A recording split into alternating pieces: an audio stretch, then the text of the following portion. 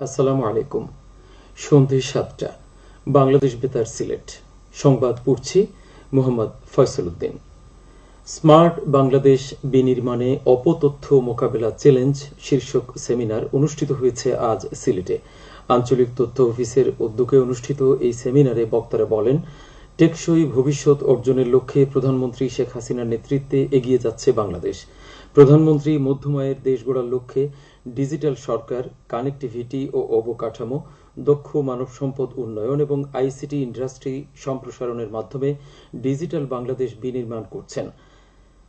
আঞ্চলিক তথ্য অফিসের সম্মেলন কক্ষে অনুষ্ঠিত সেমিনারে প্রধান অতিথি ছিলেন বাংলাদেশ বিনিয়োগ উন্নয়ন কর্তৃপক্ষ সিলেটের পরিচালক জুলিয়া জেসমিন মিলি। আঞ্চলিক তথ্য অফিসের উপপ্রধান তথ্য কর্মকর্তা সুমন মেহেদীর সভাপতিত্বে সেমিনারে মূল প্রবন্ধ উপস্থাপন করেন ঢাকা বিশ্ববিদ্যালয়ের শান্তি ও সংঘর্ষ অধ্যয়ন বিভাগের সহযোগী অধ্যাপক ড মোহাম্মদ সাজ্জাদ হোসেন সিদ্দিকী। বিশেষ অতিথি ছিলেন যুগ্ম জেলা ও দায়রা জজ আল আসাদ মোহাম্মদ মাহমুদুল ইসলাম, স্থানীয় সরকারের উপপরিচালক সুবর্ণা সরকার, কানাইঘাট সার্কেলের সহকারী পুলিশ সুপার অলোক কান্তি শর্মা, বাংলাদেশ বেতার সিলেট কেন্দ্রের উপ আঞ্চলিক পরিচালক পবিত্র কুমার দাস এবং জেলা তথ্য অফিসের উপপরিচালক মোহাম্মদ সালাউদ্দিন।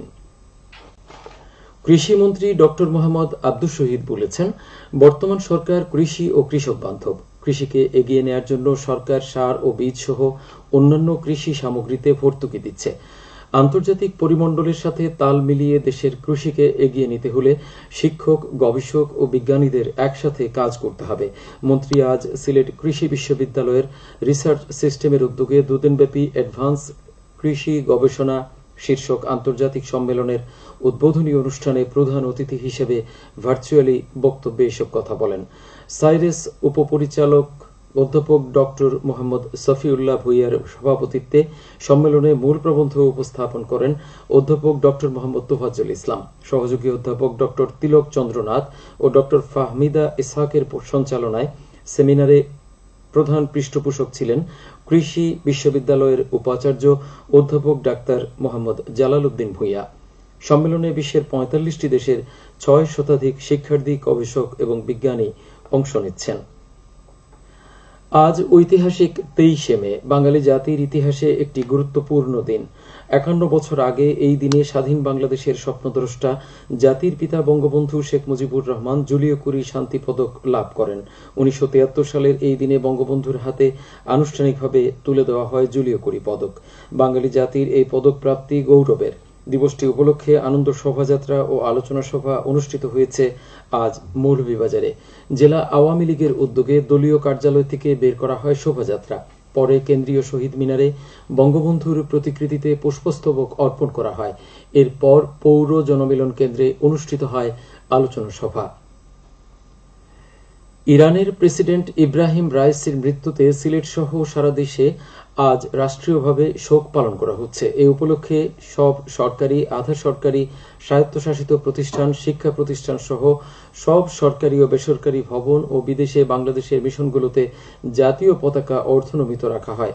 নিহতদের বিদেহী আত্মার শান্তি কামনায় সব মসজিদে বিশেষ দোয়া অনুষ্ঠিত হয়। অন্যান্য ধর্মীয় প্রতিষ্ঠানে অনুষ্ঠিত হয় বিশেষ প্রার্থনা। সিলেট সহ দেশের বিভিন্ন অঞ্চলের উপর দিয়ে বইছে মৃদু থেকে মাঝারি তাপপ্রবাহ। এতে করে জনজীবনে নাভিশ্বাস উঠেছে।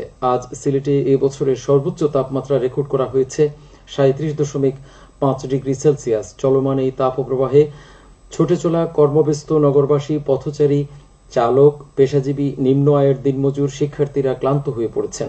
তীব্র গরমে একান্ত প্রয়োজন ছাড়া ঘর থেকে বের হচ্ছেন না মানুষজন। তীব্র গরমে হিট স্ট্রোক থেকে রক্ষা পেতে বেশি করে পানির উপর গুরুত্ব আরোপ করেছেন বিশেষজ্ঞরা। এদিকে আবহাওয়া অধিদপ্তর জানিয়েছে, সিলেট সহ সারা দেশে দিন ও রাতের তাপমাত্রা বাড়তে পারে। জলীয় বাষ্পের আধিক্যের কারণে অস্বস্তি ভাব বিরাজ করতে পারে। এছাড়া সপ্তাহের মাঝামাঝি বাড়তে পারে বৃষ্টিপাতের সম্ভাবনা। খেলার খবর, ফুটবল। সুনামগঞ্জের ছাতক উপজেলার মাছপাড়া মাঠে আয়োজিত টুর্নামেন্টে চ্যাম্পিয়ন হয়েছে চৈতন্যনগর ক্রীড়া চক্র। আজ ফাইনালে তারা টাই ব্রেকারে ৫-৩ গোলে সোতারখালী ক্রীড়া চক্রকে পরাজিত করে। টুর্নামেন্টে ৪২টি দল অংশ নেয়। সবশেষে আবহাওয়া। রাত 1টা পর্যন্ত পূর্বাভাসে বলা হয়েছে সিলেট সহ পার্শ্ববর্তী এলাকার জন্য কোনো সতর্কবাণী নেই এবং কোনো সংকেতও দেখাতে হবে না।